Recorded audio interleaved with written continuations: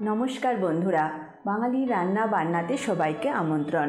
যখনই নতুন কিছু খেতে ইচ্ছা করবে বা মনের মতো খাবার খেতে ইচ্ছা করবে, ইউটিউবে গিয়ে লিখুন বাঙালি রান্না বান্না আর সাবস্ক্রাইব করে দিন আমার চ্যানেল।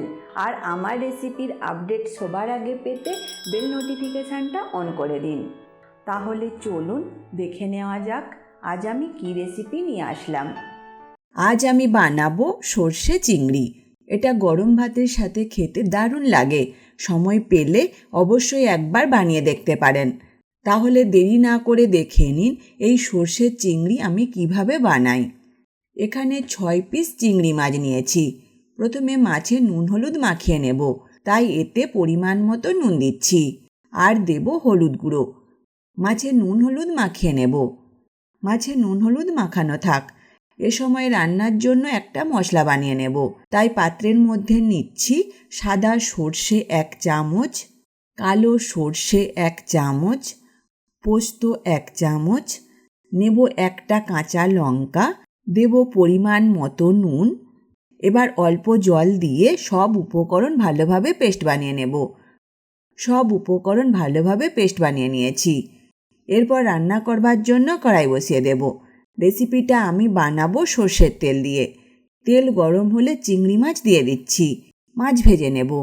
মাছ ভাজতে ভাজতেই একটা মশলা রেডি করে নেব, তাই একটা বাটিতে নিচ্ছি 1 চামচের 4 ভাগের 1 ভাগ আদা বাটা, হলুদ গুঁড়ো 1 চামচের 4 ভাগের 1 ভাগ, লঙ্কা গুঁড়ো 1 চামচের 4 ভাগের 1 ভাগ, তবে লঙ্কা গুঁড়োটা অবশ্যই ঝাল বুঝে দেবেন। এবার এতে একটু জল দিচ্ছি। সব উপকরণ মিশিয়ে নেব। চিংড়ি মাছ ভেজে নিয়েছি। এবার এই ভাজা মাছ তুলে নেব। এরপর এই তেলেই সামান্য কালো জিরে দিয়ে দিচ্ছি। কালো জিরে তেলে একটু নাড়াচাড়া করে নেব। এবার এই আদা, হলুদ আর লঙ্কা গুঁড়োর মিশ্রণ নেব আর দিয়ে দেব এর মধ্যে। পাত্রে মশলা লেগেছিল সেটা ধুয়ে দিয়ে দিচ্ছি। এবার এই মশলা একটু নাড়াচাড়া করে নেব, যাতে আদা বাটার কাঁচা ভাবটা চলে যায়। মশলা ভেজে নিয়েছি। এরপর এই সর্ষে পোস্তর মিশ্রণ নেব আর দিয়ে দেব এর মধ্যে। পাত্রে মশলা লেগেছিল সেটা ধুয়ে দিয়ে দিচ্ছি। সব উপকরণ একটু নাড়াচাড়া করে নেব। সব উপকরণ নাড়াচাড়া করে নিয়েছি। এবার এর মধ্যে ভাজা চিংড়ি মাছ দিয়ে দেব আর দেব জল। যদি মনে হয় আরও নুন লাগবে তাহলে এ সময় দিয়ে দিতে পারেন।